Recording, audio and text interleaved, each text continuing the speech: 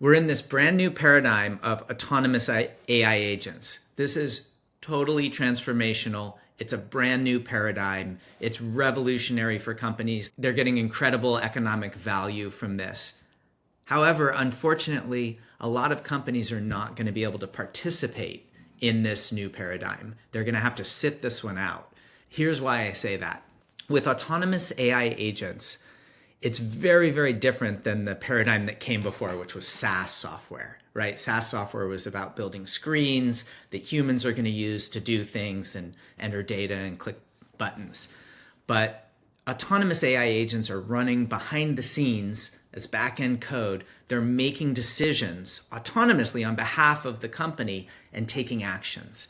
And it's incredibly powerful, but it's also completely different than SaaS software. And the needs of what a company needs to do to be able to successfully build systems like this is very, very different. Partly because large language models are probabilistic, not deterministic. So if they're given the same input twice in a row, they might give completely different output. And they can handle a vast input space of different possible inputs much more broadly than traditional software could, which is really, really powerful, but it's also much more like exhibiting behavior that a human exhibits than it is like what software was like in the past. And as a result of that, the process of developing AI agent systems is more like training a human than it is like developing software. And it's this iterative process, right? It's very quick because there's no front end, there's no UX designer and front end engineer, and one engineer can build incredibly powerful systems of autonomous AI agents quickly, which is really great. But also the process of developing the software is very iterative. You're building something and then you're observing how it behaves, and then you iterate and get the behavior to be just what you want it to be, the decisions to be made just the way you want them to be made.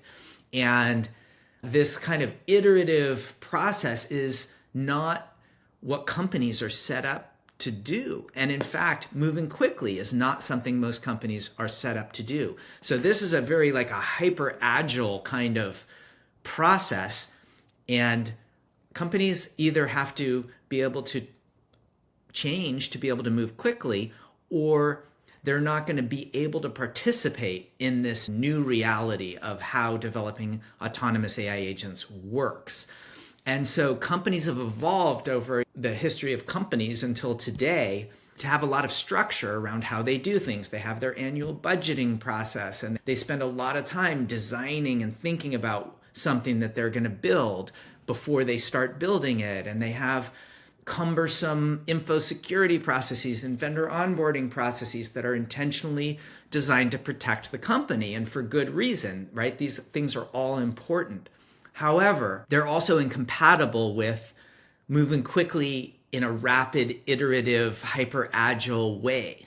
For companies, if they're going to take 6 months to onboard a new vendor, or if they want to have a very rigid process for their budgeting process of how they're going to decide what they're going to do, or they want to undergo a very long, very carefully thought out process of designing what they want before they start building anything, all of those things are in conflict with this rapid hyperagile development process that autonomous AI agents require. And as a result, the companies that aren't able to transform and be able to act with agility in this way are just going to be left behind by the companies that do figure that out. Oftentimes, I think it's going to be smaller startups or smaller companies that are able to fully embrace and move with the alacrity necessary to create these incredibly powerful new business models where you have AI workforces working alongside humans. For larger, slower moving companies,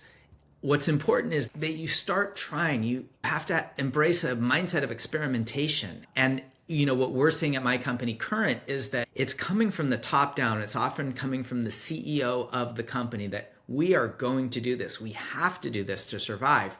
but it's fighting against all the systems that the company's built up over the years that are intentionally designed to slow things down and keep anything risky from happening. It's out of an abundance of caution, we're going to lock down and make sure nothing bad can get through and happen to the company. It's that mindset, which is, it's an important mindset. We have to be protective of our companies, but at the same time, it prevents risk taking, but it also prevents moving quickly and having this kind of iterative cycling, quick decision making, agile process. I think the companies that are going to be successful at this are the ones where at the very highest level of the company, there's a commitment to embrace this new paradigm. So if you're a leader of a company and you're interested in having a conversation with me about this, I'm happy to sit down with you and talk about how my company Qurrent works.